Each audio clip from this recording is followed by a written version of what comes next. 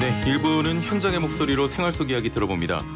올해 과로사로 추정되는 택배 노동자만 13명, 코로나19로 늘어난 업무량에 택배업계에서는 지속적인 SOS를 보냈지만 열악한 환경과 처우는 개선되지 않고 사회적 문제로 얘기가 되고 있습니다. 특히 각 업체의 속도 경쟁으로 인한 택배 근로자들의 장시간, 야간 노동 문제가 주요 원인 중 하나로 이야기되고 있는데요.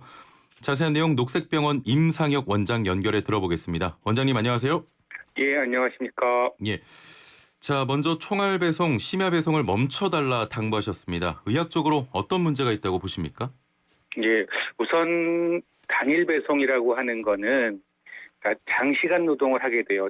아침부터 새벽까지 일하니까 예. 이런 장시간 노동을 해서 문제가 되는 거고요. 총알 배송, 심야 배송 이런 것은 보통 밤에 밤 12시 전에 주문하면 그 다음날 새벽에 도착한다고 하잖아요. 예. 이거는 굉장히 고강도의 야간 노동을 하게 됩니다. 예. 그래서 이런 장시간의 노동 또는 이런 심야 노동 이런 것들이 건강상에 굉장히 좋지 않은데요. 대표적으로 문제가 되는 것이 지금처럼 심장질환 예. 또는 뇌혈관 질환으로 인해서 질병이 생기는 것이고요. 그로 인해 사망하기도 합니다. 예. 바로 이제 과로사라고 하는 것이죠. 이런 문제가 있습니다. 예. 자, 지금 택배 노동, 장시간 노동 환경이 결국 좀 사망에 이르게 한다, 이런 연관성이 있다고 보시는 거죠? 예, 그렇습니다. 예. 자, 우리 사회 곳곳에 3교대 근무나 야간 근무 등 심야 노동을 하는 분들이 많으십니다. 자, 이런 분들도 이런 심야 노동의 위험에 노출돼 있다, 이렇게 봐야 될까요? 예, 기본적으로 이제 위험에 노출되어 있는데요. 예. 그렇기 때문에 그러니까 야간 노동이 너무나 힘들기 때문에 교대 노동이라는 것들이 만들어진 거거든요. 예. 야간 노동, 심야 노동만 할 수 없으니까.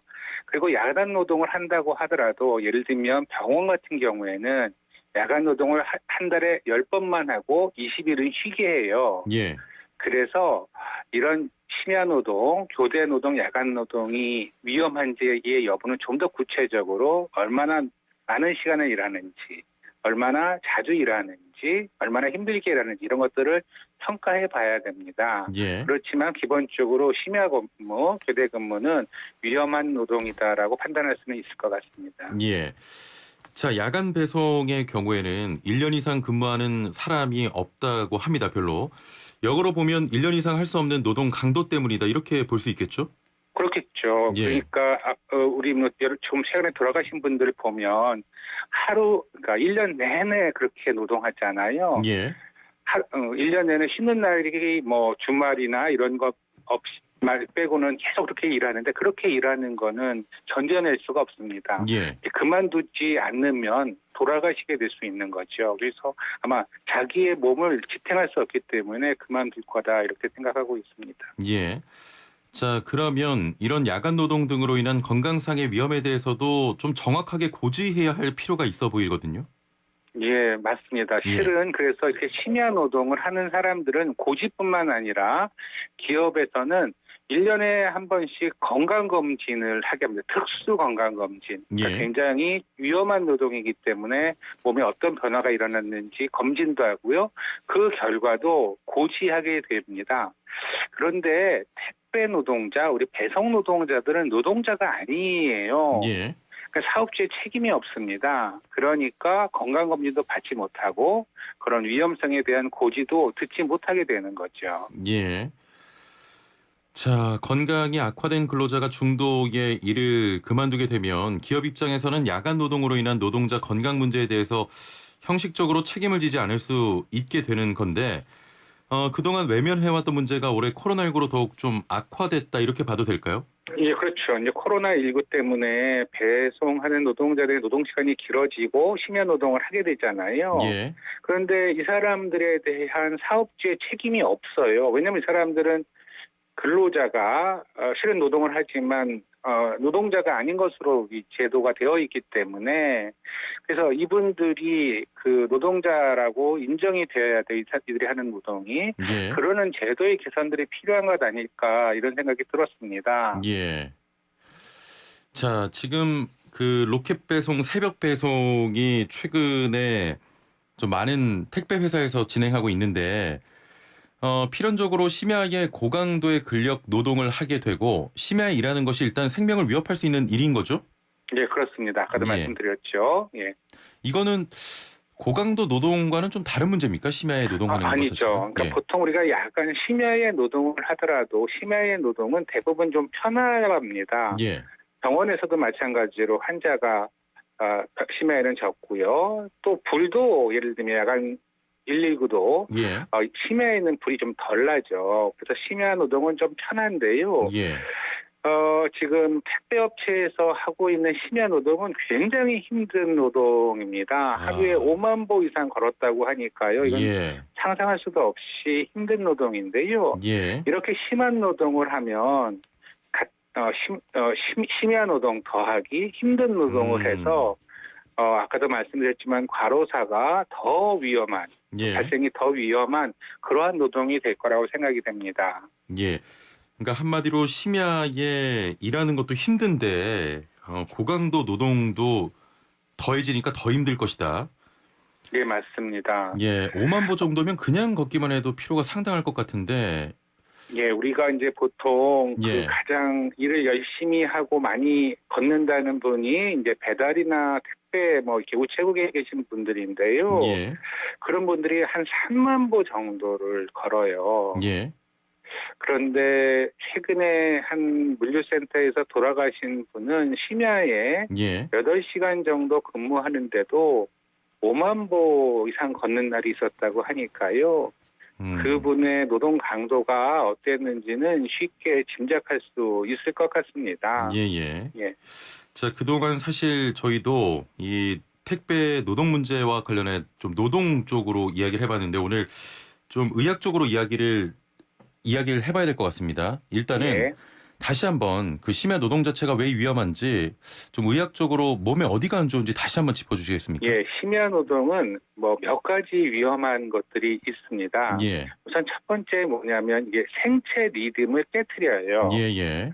생체 리듬을 깨트려서 첫 번째로 문제가 되는 건 사고가 굉장히 많이 증가합니다. 예.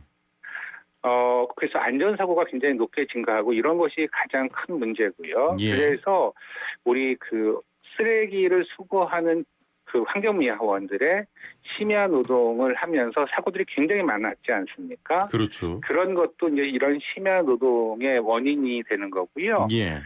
그래서 환경미화원 같은 경우는 다행히 심야 노동을 없애기로 그렇게 했는데요. 이런 사고의 위험이 제일 큰 일반 시민들에게도 문제가 되는 거고요. 예. 두 번째로 심야 노동에서 문제가 되는 건 잠을 잘 못 잡니다. 그렇죠. 당연하겠죠. 그래서 불면증이나 수면장애 이런 것들이 아주 빈번하게 일어나는 겁니다. 예. 그런데 이런 심야 노동이 아주 이제 만성화되면, 그러니까 굉장히 오랜 기간 심야 노동을 하게 된다면 아까도 말씀드렸지만 그런 심장 질환이나 뇌혈관 질환에 이상이 생기는데요.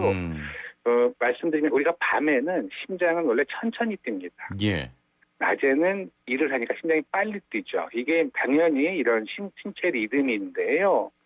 그런데 밤에 일하게 되면 밤에 심장이 빨리 뜹니다. 예. 낮에도 또 빨리 뛰게 되죠. 그래서 심장이 한 번도 쉬는 적이 없습니다. 아, 그렇군요.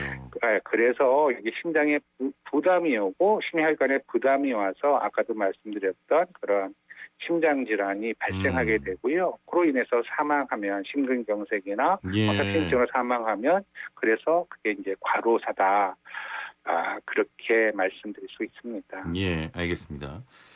자, 그런데 해당 물류센터에서는 고인의 평균 근무 시간이 약 44시간으로 과로로 인한 사망이 아니다 이렇게 주장하고 있는데 이 부분은 어떻게 봐야겠습니까?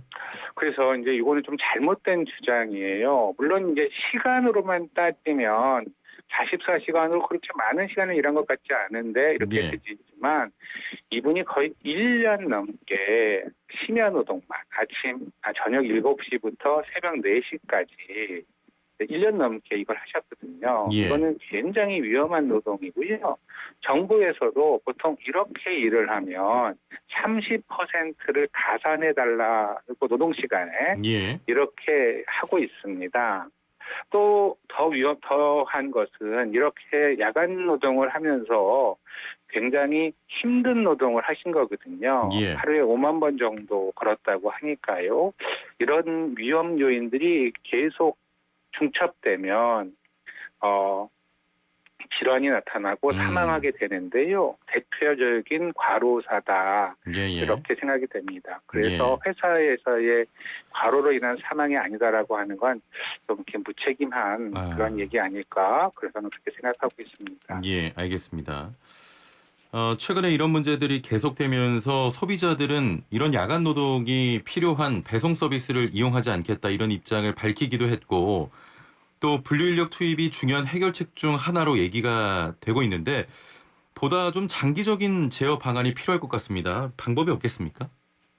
예, 우리 그 소비자들이 야간 노동에 필요한 배송 서비스를 이용하지 않겠다고 하시는 건 아주 감사한 일이고요. 예. 또 최근에 CJ 대한통운에서 분류 인력을 많이 투입하겠다라는 것도 아주 좋은 제도인 것 같습니다. 예.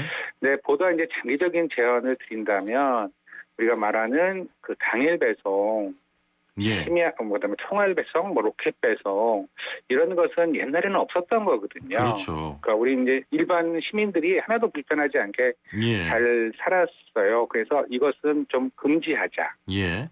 그런데 다 금지할 수는 없고 꼭 필요한 경우들이 반드시 있습니다. 예. 그런 경우에만 심야 배송, 당일 배송을 허용하고 물론 이제 그럴 때는 배송료가 더 올라가야 되겠죠. 병원에서도 야간에 오는 환자들은 진료비가 훨씬 비쌉니다. 그런 것과 같은 것으로 그런 정도의 차별을 두면 아마 좀 더 택배 노동자들이 건강하게 노동하지 않을까 그런 생각이 듭니다. 조금 전에 한진 말씀하셨지만 심야 배송 중단 그리고 분류 지원 인력 1,000명 투입 이런 대책을 발표했는데 일단 분류 지원 인력 1,000명 투입에 대해서는 어떻게 보십니까?